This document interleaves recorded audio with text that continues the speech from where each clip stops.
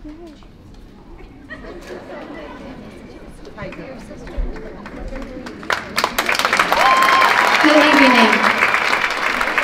It's my privilege to be here tonight. My name is Mary, and this little guy here is baby Connor, who I'm expecting any time now. If you guess that I'm not originally from Champaign, Urbana, then congratulations, you are correct. I grew up all over Asia, but I called Hong Kong my home most of the time. Oftentimes people ask me, if you are from Hong Kong, how did you get here? To answer that, I have to take you back 18 years ago when I was a TV reporter. This particular day, I was at the Hong Kong airport looking for international travelers to find out what brought them to Hong Kong. Little did I know, when I asked one Mr. Brad Mahaffey what his plans were while he was visiting, that was eventually to marry me. I don't think this was in his plans either, right, Mr. Mahaffey? For 15 years, we have built a life together in what I now consider my home of Champaign, Urbana.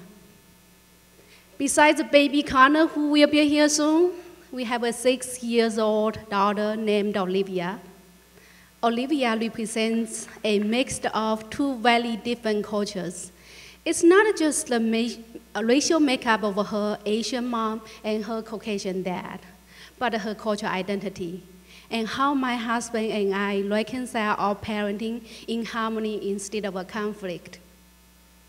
But to achieve that harmony, I learned I had to reconcile my own childhood and my own experience with my parents first.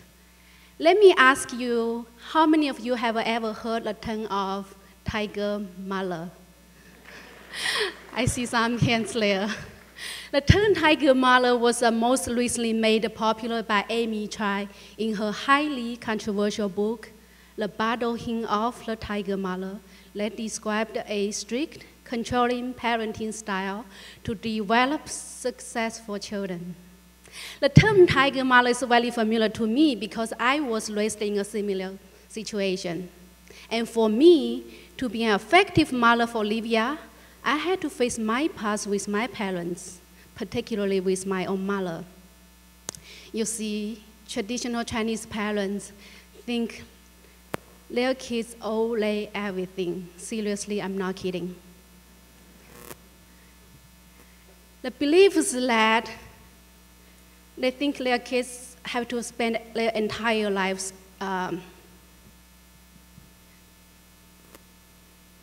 The belief is that the children must spend their entire lives repaying their parents by obeying them and making them very proud.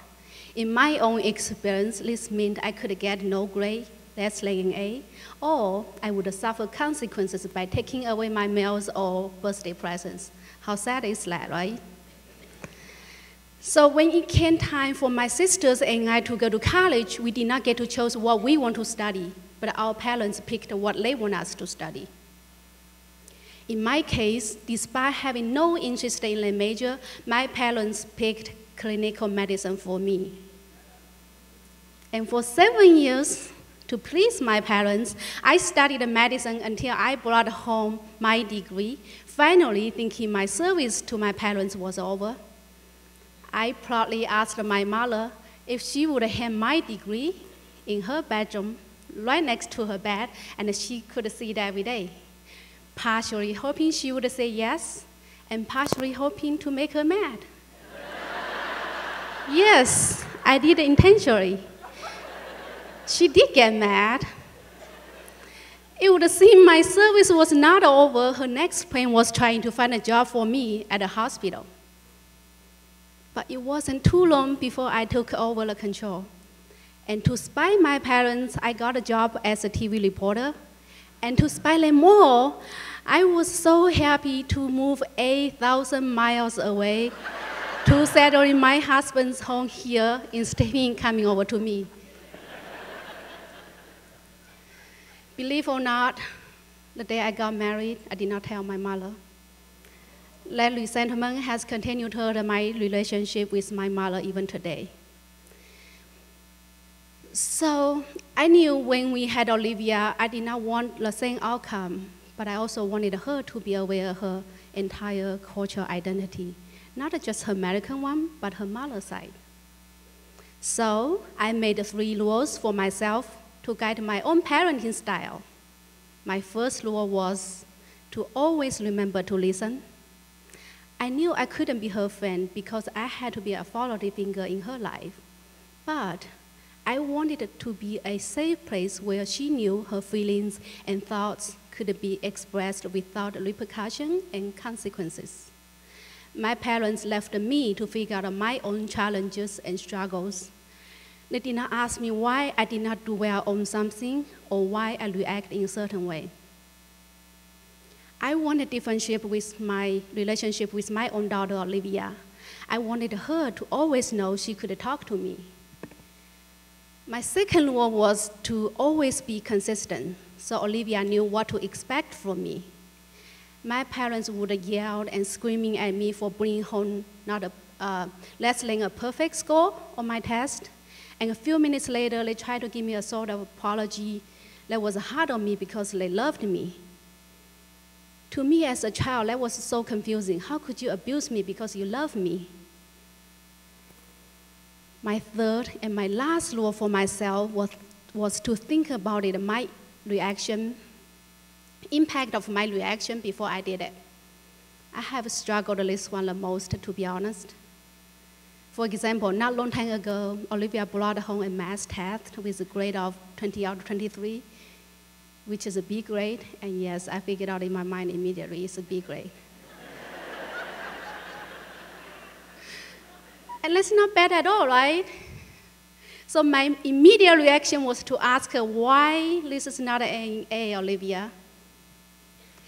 So I did not stop to consider the consequences before the words left my mouth.